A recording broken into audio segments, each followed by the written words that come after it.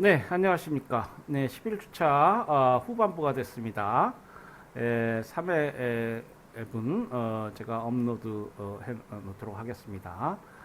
예, 지난 시간에 이어서 WTO 분쟁 해결 제도를 살펴보도록 하겠습니다. 이번 시간까지 살펴보면은 WTO 분쟁 해결 제도 부분이 끝날 것 같습니다. 그래서 지금 지난 전반부에서는 국제 분쟁 그리고 국제 분쟁 해결 제도 그리고 WTO 분쟁 해결 제도의 역사 발전 특성 등등 일반론에 관해서 살펴봤는데요. 이번 후반부 강의에서는 WTO 분쟁 해결 절차를 보다 구체적으로 살펴보도록 하겠습니다. 자, 우리 이 교재 379페이지입니다. WTO 분쟁 해결 제도의 전체적인 절차를 간략하게 살펴보면 분쟁 발생 시 먼저 분쟁 당사국 간의 협의로서 해결 방안을 모색하고, 그 협의 절차라는 것이 이제 어떤 그 분쟁을 보다 원만하고 평화롭게 해결하는 데 있어서 매우 중요합니다. 그래서 이제 국제 분쟁 해결 제도로서 많은 경우에 이 협의 절차를 먼저 규정하게 됩니다. 이에 실패하면 이제 패널 절차로 넘어가게 됩니다. 그러니까 국제 통상법도 국제법의 한 분과죠. 국제공법 중에 한 분과이기 때문에 일반 국제 분쟁 해결 제도에 관한 설명이 많이 타당한데요. 말씀드린 대로 이 WTO는 다른 국제기구에 비해서 많이 성공한 국제기구다. 그래서 회원국 수도 많고요. 사실 좀 국제사회 비협조적인 미국도 지금 회원국입니다. 미국의 해양법 체제에도 가입해 있지 않고 국제형사재판소 규정에도 가입 당사국이 아닙니다. 지금 바이든 후보가 대통령으로 당선이 되면은 파리 기후협약에 먼저 가입하는 것을 제일 최우선 과제로 보겠다. 이제 민주당은 비교적 국제사회 협조적인 긴 한데요. 결국 민주당도 결국은 이제 미국이니까 미국의 국익에 따라서 이제 행동을 하겠죠. 일단 어쨌거나 이제 전향적인 자세를 보이고 있습니다. 어쨌거나 이 WTO 체제는 다른 국제기구에 비해서 이게 경제, 통상 문제를 다루기 때문에 경제라고 하면 좀 범위가 넓죠. IMF, IBR도 있으니까 경제 통상 문제를 다루기 때문에 비교적 우리 국가들 간에 공감대가 형성되기가 쉽습니다. 자, 그래서 이제 성공한 기구라고 국제기구로 이게 평가될 수 있는데 그 분쟁 해결 제도도 지금 DSU, 그러니까 분쟁 해결에 관한 양형학서, 어떻게 보면 이 국내 민사소송법, 형사소송법 같은 이론적인 분쟁 해결에 관한 협정, 그리고 체제를 두고 있다. 이렇게 말씀드렸죠. 자, 그래서 협의, 그다음 패널 절차, 패널 절차에서 작성된 패널 보고서를 분쟁 해결기구가 채택함으로써 당사자의 권고나 결정을 내리게 된다. 권고 보통 레커멘데이션 형태로 됩니다. 그러니까 국내 재판소처럼 무슨 오더 이런 개념은 좀 어렵겠죠. 어쨌거나 이게 국제기구니까요. 당사자가 이 결과에 대하여 불복하여 항소하는 경우에는 상소기구심의 심의 과정을 거쳐 상소기구 보고서를 채택하게 된다. 상소기구는 AB, Appellate Body입니다. 보고서를 채택하게 되고요. 그 다음 단계는 압부 결정에 대해서 분쟁 해결기구가 이행 상태를 감시 감독하게 되고 이행 의무국이 이행하지 않는 경우에는 상대국은 분쟁 해결기구의 허락하에 보복 조치를 취할 수 있게 된다.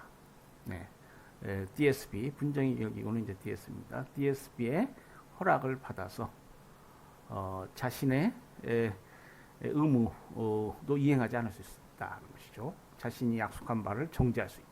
양어의 정지, 의무의 유보, 의무를 이행하지 않는다. 불이행. 그런 조치를 통해서 보복할 수 있게 됩니다. 물론 자신의 피해를 회복할 수 있는 범위 내에서 상당한 범위 내에서 해야 되죠. 패소국이 권고대로 따르게 되면은 뭐 보복 조치가 필요하지 않게 되겠습니다. 물론 이제 그 절차에 무슨 그러한 경우에도 뭐 보상 절차가 먼저 있기 때문에요. 예.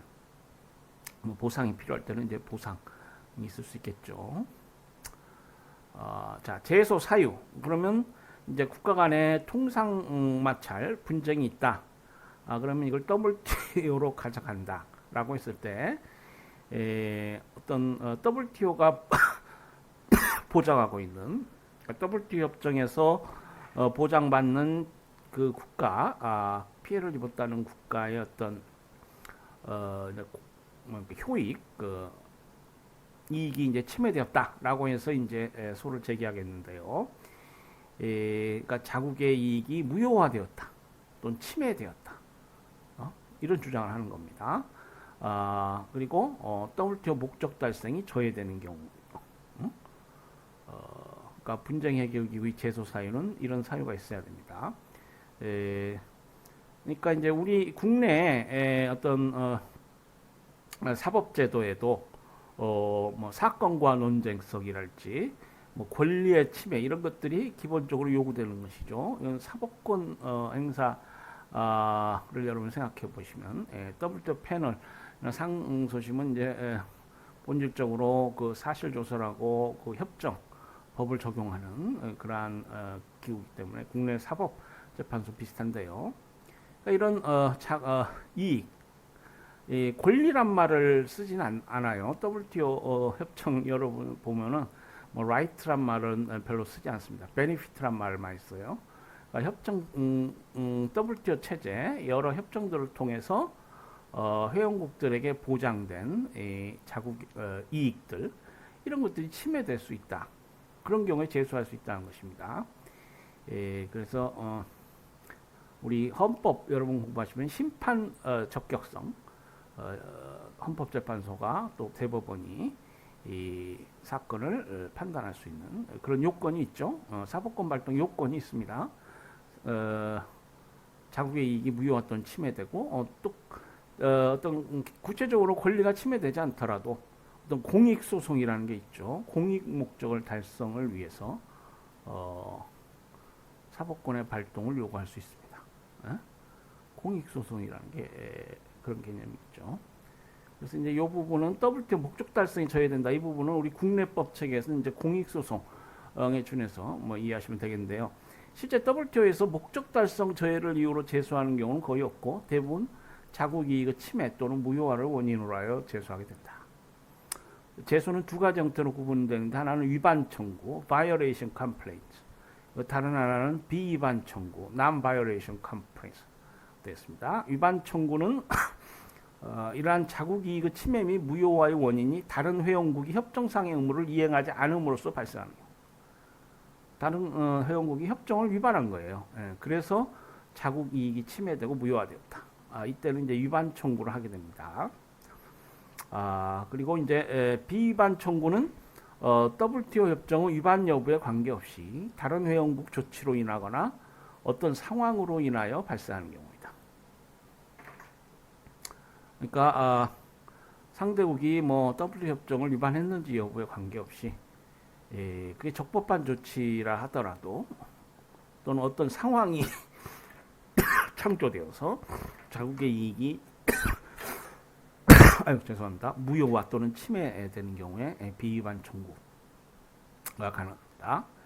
일반적으로 위반 청구의 경우에는 협정상의 이익을 침해하였는지 여부가 그다지 문제되지 않는다.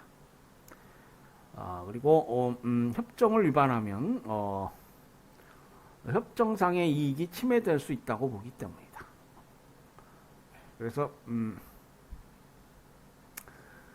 위반 청구의 경우에는 그 협정을 위반하면 협정상 이익이 당연히 침해되지 않느냐 뭐 이렇게 봐서 이제 협정상 이익 침해한 여부는 뭐 당연한 게 되는데요. 비위반 청구의 경우는 상대국이 협정을 위반하지 않음에도 불구하고 제소하는 것이기 때문에 제소국은 침해 또는 무효화에 대한 근거를 정확하게 제시하지 않으면 안 된다. 비위반 청구의 경우에는 침해 또는 무효화에 대한 근거가 정확하게 제시되어야 될 필요가 있겠죠. 자, 우리 그림 8-1에 쭉 WTO 분쟁 해결 절차가 일목요연하게 나와 있습니다. 협의 요청이 있고요. 30일 이내 협의 당사국 간 협의가 있고, 이게 원만하게 해결되면 이제 협의에 의해서 분쟁이 해결될 수 있는데, 아니면은 패널 설치 요청하겠죠.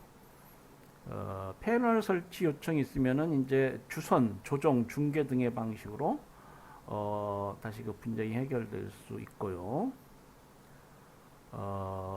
DSB가 이제 결국 그렇지 않으면 이제 DSB가 패널을 설치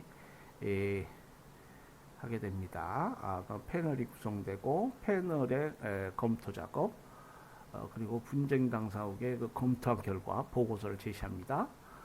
그럼 분쟁 당사국은 DSB에 보고서를 제출하고요. 이 과정에서 전문가 검토 그룹의 도움을 받을 수 있겠습니다. 예컨대 뭐 보조금 협정 같은 경우에는 그 보조금 피해 액을 뭐 산정해야 되기 때문에 엑스퍼트 그룹, 경영학적으로 어떤 전문가들이 검토할 필요가 있을 수가 있습니다. 그런 경우에 이제 자문을 받고요.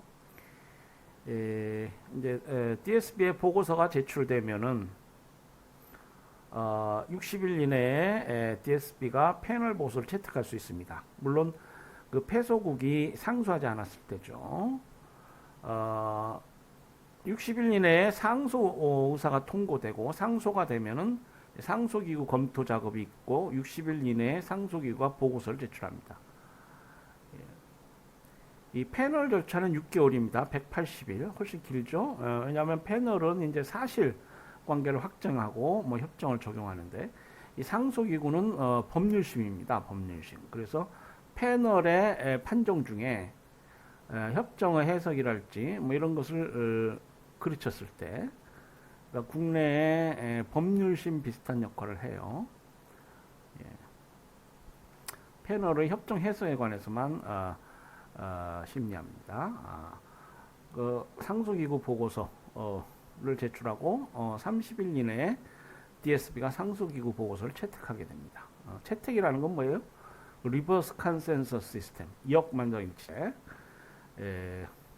그러니까 회원국들의 이 보고서를 회람합니다. 그래서 찬성, 가부를 묻죠. 모든 회원국이 반대하면은 이게 채택이 안 되는데 한 나라도 찬성하면 채택이 된다는 겁니다. 패널 보고서도 그렇고요. 상소기구 보고서도 그래요. 그러면 이제 채택된 보고서는 확정되게 됩니다. 그러면은 이제 그 보고서에 따라서 이행이 되느냐, DSB 분쟁 해결기구가 이행을 감시해요. 그래서 분쟁 당사국 간 이제 협상을 통해서 그게 해결될 수도 있고, 이게 잘 이행이 되지 않으면 DSB가 보복 조치를 허가하게 됩니다. 그럼 보복 조치를 통해서 이제 그 승소국이 만족을 얻게 되겠습니다. 그래서 이제 그런 절차를 거쳐서 쭉 있게 되는데요. 뭐 구체적으로 좀 볼까요? 자, 협의. 당사국 간의 협의는 분쟁 당사국들이 제3자 개입 없이 스스로 분쟁 관계를 해결하기 위하여 의논하는 것이다. 협의는 분쟁 해결 절차에서 가장 원칙적이고도 우선적으로 시행되어야 하는 절차다. 협의 요청이 있는 경우 요청을 접수한 회원국은 달리 합의하지 않는 한 요청 접수 후 10일 이내에 응답하여야 하며 30일 이내에 협의를 개시해야 한다. 만약 협의 요청일로부터 10일 이내에 답변하지 않거나 30일 이내에 협의를 개시하지 않으면 협의 요청 회원국은 직접 패널 설치를 요구할 수 있다. 이때 이제 부패성 식품 등과 같이 긴급을 요하는 분쟁의 경우에는 회원국들은 협의 요청일로부터 10일 이내에 협의를 개시해야 한다. 30일이 아니에요. 그리고 협의 요청일로부터 20일 이내에 협의에 의한 분쟁 해결이 되지 않는 경우는 제소국은 패널 설치를 요청할 수 있다. 그래서 이 부패성 식품 등과 같이 긴급을 요하는 분쟁은 시한이 더 줄어져 있죠. 축소되어 있습니다. 협의 요청은 문제가 되는 조치 및 제소의 법적 근거를 포함한 협의 요청 사유를 명시하여 서면으로 제출하게 되며 요청국이 분쟁 해결 기구 및 관련 이사회의 위원회에도 통고하게 된다. 그래서 이제 상품 무역 관련한 분쟁이면 상품 무역 이사회, 그리고 뭐 반덤핑 협정 관련이면은 반덤핑 위원회에 통고하게 됩니다. 협의는 공개되지 않으며 다음 절차 단계에서의 당사국 권리에 아무런 영향을 미치지 않는다. 협의 요청일로부터 60일 이내에 협의를 통한 분쟁 해결에 실패하는 경우 제소국은 패널 설치를 요청할 수 있다. 또 협의를 통한 분쟁 해결에 실패한 것으로 협의 참가국 간에 합의한 경우에는 60일 이전에도 패널 설치를 요청할 수 있다. 합의가 있으면 60일을 기다리지 않아도 됩니다. 제3국이 당해 협의에 실질적인 교역상 이익을 가지는 경우에 그 국가는 협의 요청서가 배포된 날로부터 10일 이내에 협의 당사국 및 분쟁 해결 기구의 협의 참여 의사를 통보할 수 있고, 언젠가도 말씀드렸죠. 이 무역 문제는 그 상호 의존성이라는 것이 특징입니다. 그래서 다 얽히고 설켜 있어요. 미국과 일본 간의 자동차 수출입 거래 관련한 분쟁, 또 미국과 EU 간의 바나나 수출입 거래에 관한 분쟁, 이런 것들은 자동차 수출입 거래를 하는 회원국, 또 바나나를 생산하는 모든 회원국과 관련해서 어떤 직간접적으로 연관이 되어 있는 문제입니다. 그래서 이제 이해관계에 있는 제3국이 당연히 많을 수밖에 없고요.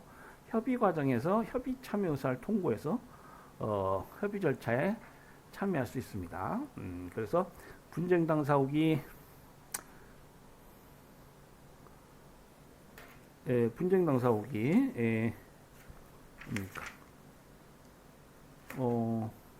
우리 지금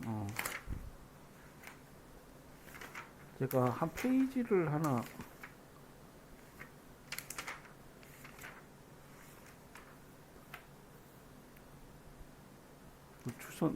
그 페이지가 하나 잘못된 것 같습니다.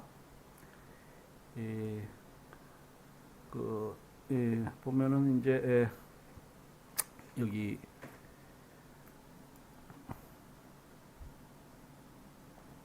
패널 설치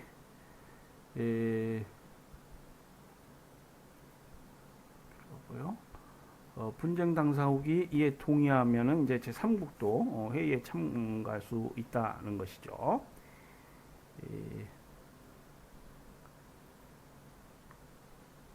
383페이지가 좀 빠져 있는 것 같습니다. 여러분 교재를 참고하시고요.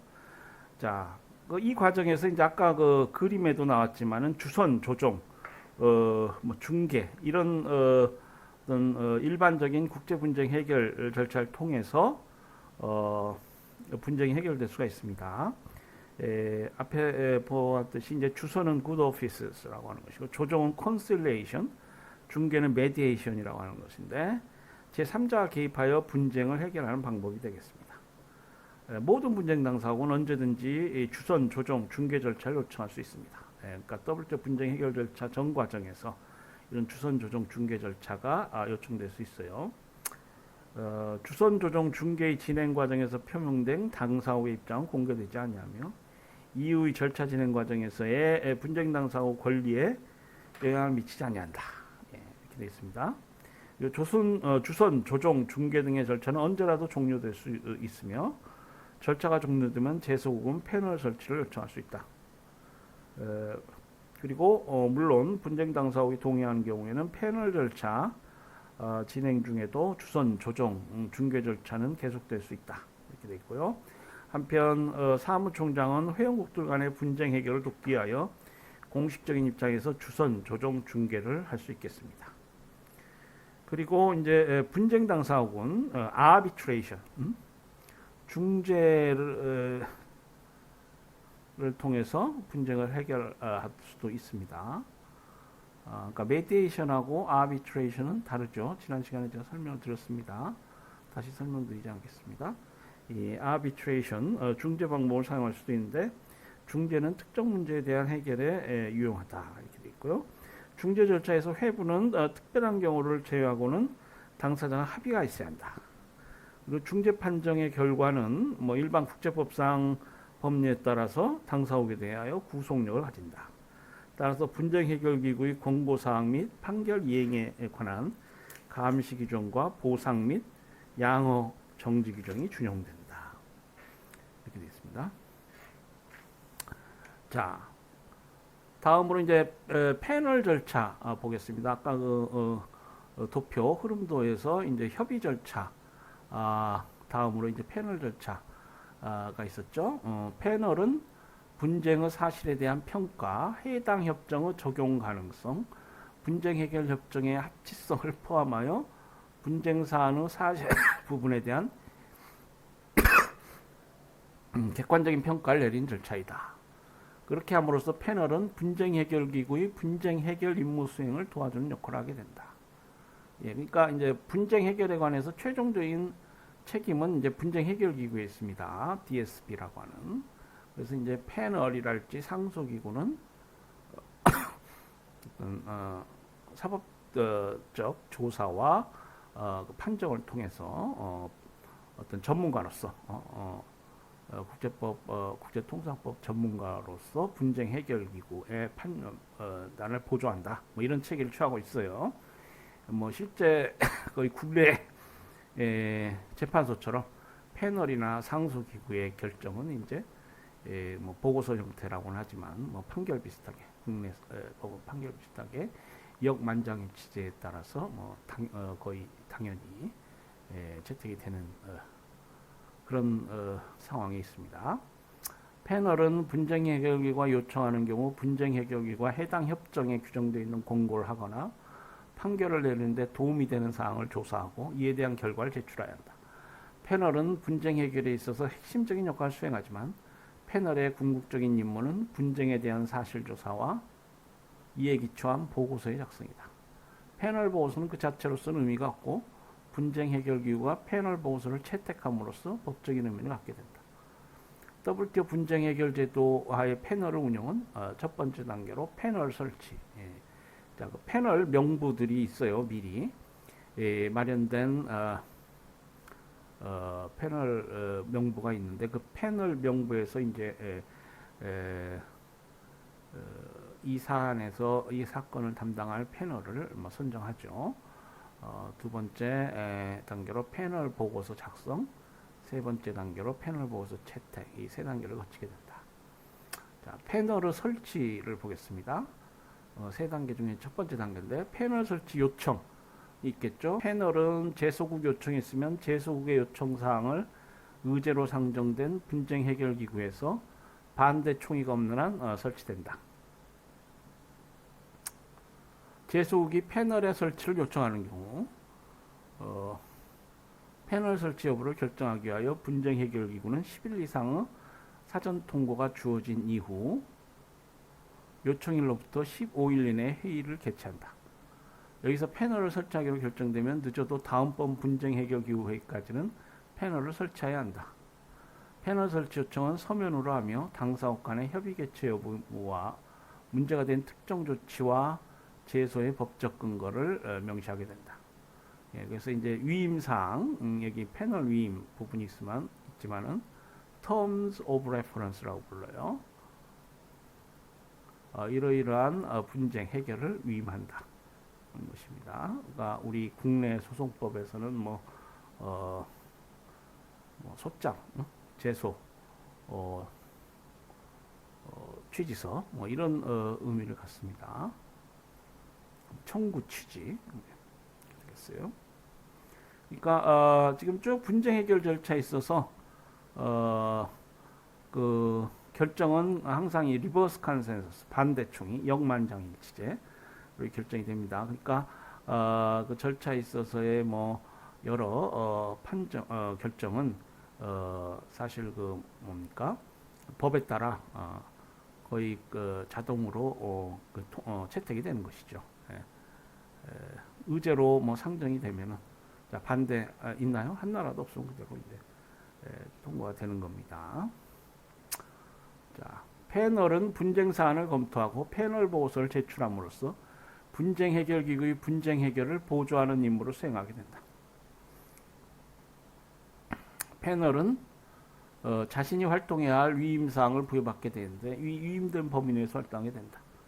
패널이 부여받는 위임사항은 내용에 따라 정형화된 표준 위임사항과 분쟁 당사국과는 합의에 의해 결정되는 특별 위임사항으로 나누어진다. 분쟁 당사국이 패널 설치 후 20일 이내에 달리 합의하지 않는 한 패널은 협정 관련 규정에 따라 제소국이 제기한 문제를 검토하고 분쟁 해결 기구가 협정에 규정된 공고사항이나 판결을 내리는 데 도움이 되는 조사 결과를 제출하도록 하는 임무를 부여받게 된다. 예, 그래서 이제 그 위임사항이라는 게 중요한데요. 이제 패널은 그 위임사항 범위 내에서 활동합니다. 그러니까 당사국이 무슨 요청하지 않은 그러한 사항까지 막 높여서 판정을 내린다 할지 그러면 안 돼요. 위임사항은 표준 위임사항, 그리고 특별 위임사항. 이 특별 위임사항이 이제 의미가 있는 것이죠. 개별적인 사건에 있어서 패널이 활동하고 결론을 내려야 될 부분이 뭔가, 이것이 이제 이 특별 위임 사항으로 정해집니다. 자, 패널 위원 있어요. 패널의 독립적인 활동을 보장하기 위하여 패널 구성원은 정부의 대표나 기관의 대표가 아닌 개인 자격으로 임무를 수행하게 된다. 예. 뭐 사법권의 독립, 그리고 법관의 뭐 제척, 기피, 회피 제도가 있듯이 이 패널도 이게 독립성이 보장이 돼야 되고요. 이해관계가 없어야 됩니다. 그러니까 정부의 대표나 기관의 대표가 되어서는 안 돼요. 따라서 패널위원회 본국은 패널의 계류 중인 사항과 관련하여 패널위원에게 훈령을 발하거나 영향력을 행사해서는 안 된다. 패널위원은 3인이나 5인으로 구성할 수 있지만 3인으로 구성하는 것이 합의 도출이 용이하고 간편한 장점이 있기 때문에 보다 일반적이다. 패널위원은 분쟁의 사실관계, 해당 협정의 적용 가능성, 분쟁 해결 협정과의 합치성 등을 조사하여 분쟁 사안을 객관적으로 평가하게 된다. 예, 그래서 사실관계를 조사 확정하고 어떤 해당 협정, 적용될 협정이 뭐냐, 이런 걸 검토하고요. 그리고 분쟁 해결 협정과 합치하지 않느냐, 이런 것들을 판단해서 이제 결국 결정을 내리게 됩니다. 패널은 여기서의 조사와 평가를 중심으로 분쟁 사안에 대한 패널 보고서를 작성하여 분쟁 해결 기구에 제출한다. 이러한 과정에서 패널은 분쟁 당사국과 정기적으로 협의하고 이들이 해결책을 찾을 수 있도록 적절한 기회를 제공하게 된다. 그러니까 이 패널 절차는 국제 중재 절차 비슷해요. 그래서 당사국과 뭐 협의하고 그런 절차들이 있습니다. 엄격한 사법 절차 라기보다는 이제 중재 절차에 가까운 성격을 갖습니다. 패널위원회 선임은 WTO 사무국에서 자격을 가진 인사들의 명부를 두고 이 명부에서 패널위원 후보들을 제안하게 되면 분쟁 당사국들은